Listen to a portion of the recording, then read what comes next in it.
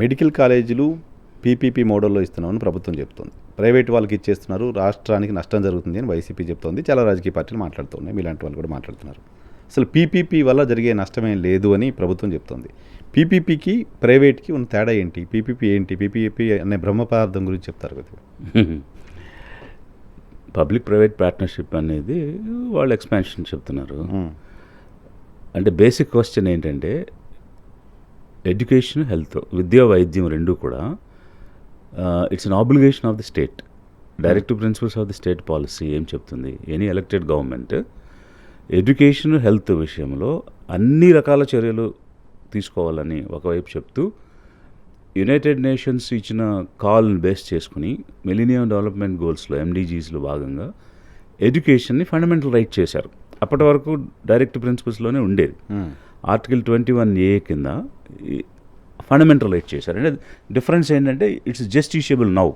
అంటే మీరు విద్యను కనుక అందించకపోతే సుప్రీంకోర్టుని కూడా వెళ్ళి అక్కడ అడగొచ్చు మనం, నాకు స్టేట్ విద్య ఇవ్వడం లేదు నా పిల్లలకు, కానీ డైరెక్ట్గా సుప్రీంకోర్టుని అభ్యర్థించవచ్చు. Okay, that is the difference they brought.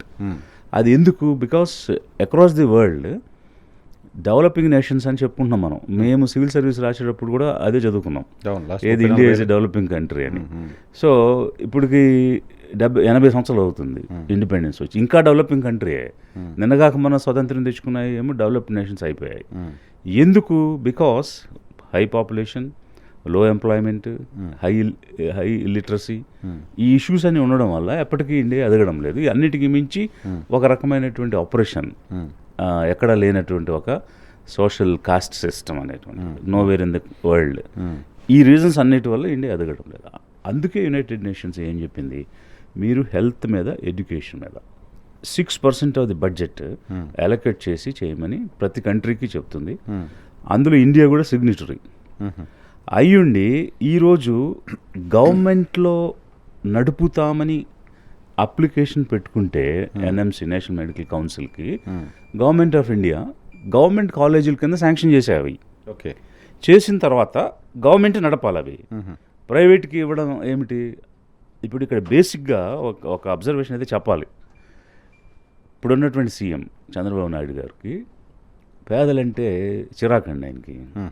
అసలు పేదలు అనే సబ్జెక్ట్ మీద కానీ, పేదల కోసం అని కానీ అతను ఎన్నిసార్లు ముఖ్యమంత్రి అయినా ఒక్క ప్రోగ్రామ్ చెప్పండి ఆయన డిజైన్ చేసింది.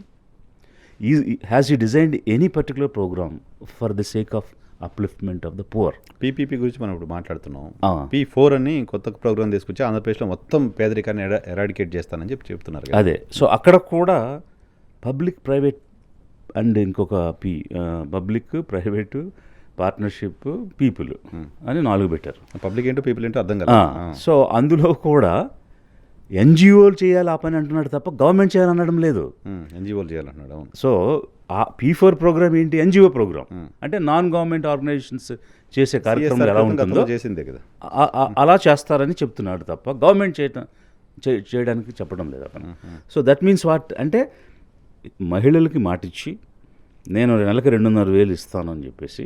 అండ్ ఇప్పుడు ఇంకో మాట కూడా చెప్పాలి ఏంటంటే, వీళ్ళు తెచ్చిన ప్రోగ్రామ్స్ అన్నీ ఇమిటేషన్ ప్రోగ్రామ్స్. అమ్మఒడి ప్రోగ్రామ్ ఉంది, తల్లి దీవెన, తల్లి వందనం అని పెట్టారు. అంతకుముందు 17,500,000 ఒక్కొక్క విమెన్కి ఇచ్చేవారు, దాన్ని 2,500,000 అని నెలకి మార్చాడు అంతే. అదైనా ఏరా అయినతే పళ్ళు కొట్టుకోవడానికి. సో నెల 2,000 ఇచ్చినా, సంవత్సరానికి 18,000 ఇచ్చినా సేమ్.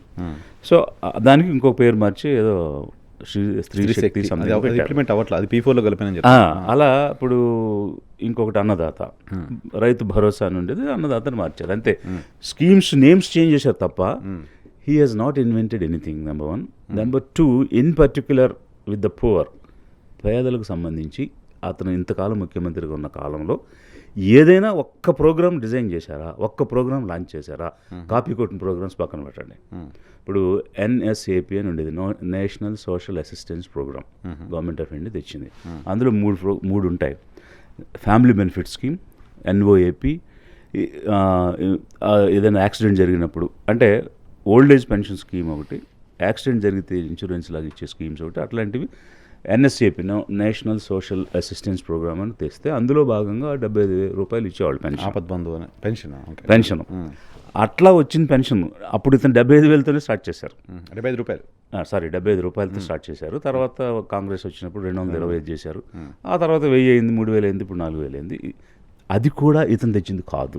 అంటే I want to tell you, okay, అంటే గబుక్కుని ఆయన 4000 పెన్షన్ ఇచ్చాడు కదా, 3000 పెన్షన్ ఇచ్చాడు కదా అని అంటారేమో మీరని నేను ముందే చెప్తున్నాను. కాదు సార్, డ్వాక్రా సంఘాలు పెట్టింది మనం అని చెప్తున్నారు ఆయన. దేశంలో ప్రపంచంలో అనేక ఇన్వెన్షన్స్ని తీసుకొచ్చింది నేనని చెప్తున్నారు. నిన్న ఎక్కడో చూసాను నేను, అసెంబ్లీలో అనుకుంటా.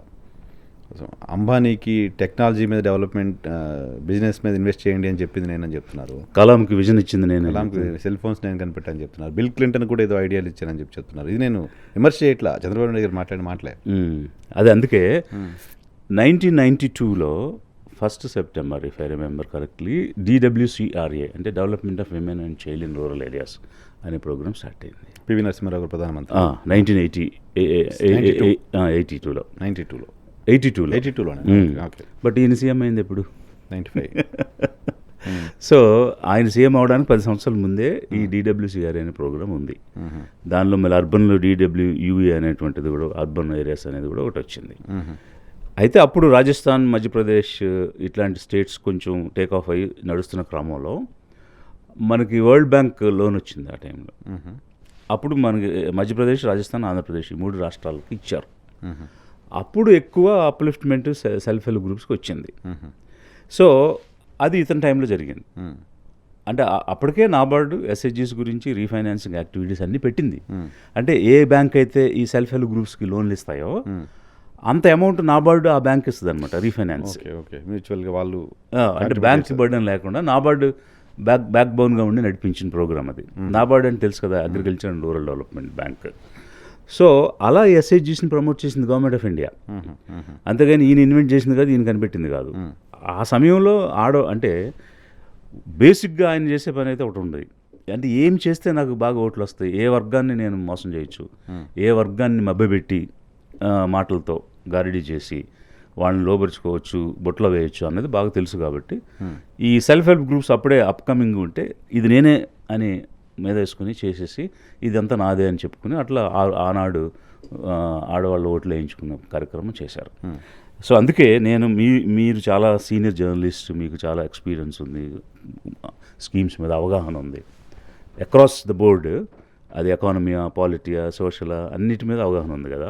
నేను అన్నాను ఈ స్టేట్మెంట్, మీరు కూడా పరిశోధించండి. పేదల కోసం ఇతను ఇన్నిసార్లు ముఖ్యమంత్రి అయిన వ్యక్తి ఏదైనా ఒక్క కార్యక్రమం సొంతంగా చేశాడా? పేదరిక నిర్మూలన కోసం ఒక్క పనైనా చేశాడా? లేదు అనేది నా అబ్జర్వేషన్. అందుకే ఆయనకి పేదలంటే ఇష్టం ఉండదు, పేదవాళ్ళకి ఏదైనా చేయాలంటే నచ్చదు. ఆయన ఎంతవరకు క్యాపిటలిస్టుల వైపు ఉంటాడు, పెట్టుబడిదారుల వైపు ఉంటాడు, మరీ ముఖ్యంగా తన కమ్యూనిటీ వైపు ఉంటాడు. వాళ్ళ కమ్యూనిటీ కానీ, వాళ్ళ క్లోజ్డ్ గ్రూప్ కానీ వాళ్ళు బెనిఫిట్ అవ్వడానికి హైటెక్ సిటీల దగ్గర భూములు ముందుగానే కొనిపెట్టి అక్కడ సిటీ అనౌన్స్ చేయడం, అమరావతి దగ్గర ముందు భూమి కానీ ఐడెంటిఫై చేసుకుని తర్వాత అమరావతిని అనౌన్స్ చేయడం. సో ఈ రకమైనటువంటి ఒక సిస్టమాటిక్, అంటే ఒక SOP ఉంది ఆయనకి. సో ఒక పద్ధతి ప్రకారంగా చేసుకుంటూ ఆ విషయంలో SOP ఉంది. ఏది వాళ్ళ కమ్యూనిటీకి హెల్ప్ చేయడంలో కానీ, క్యాపిటలిస్ట్కి హెల్ప్ చేయడంలో కానీ, ఇండస్ట్రియల్ పాలసీస్ అని కొత్త పాలసీలు తెచ్చి వాళ్ళకి అనువుగా ఆ పాలసీలను మార్చడంలో కానీ. సో అది స్టాండర్డ్ ఆపరేటింగ్ ప్రొసీజర్ అయింది. సరే, ఆయన కొత్త ప్రోగ్రామ్స్ ఏం డిజైన్ చేయకపోయినా అదే, అందుకే కదా, that is the answer, that is the reason. Government ఇచ్చిన కాలేజీలని ప్రైవేట్ వ్యక్తులకు ఇవ్వడం అంటే ఏంటి? So he is building another 10 billionaires అంతే, at the cost of health of the poor. పేద ప్రజల ఆరోగ్యాన్ని పణంగా పెట్టి ఇంకో 10 మంది బిలియనీర్స్ని తయారు చేయడానికే ఇతను PPP పెట్టాడు తప్ప అసలు ఏం రీజన్ ఉంది, ఏం లాజిక్ ఉంది? ఇది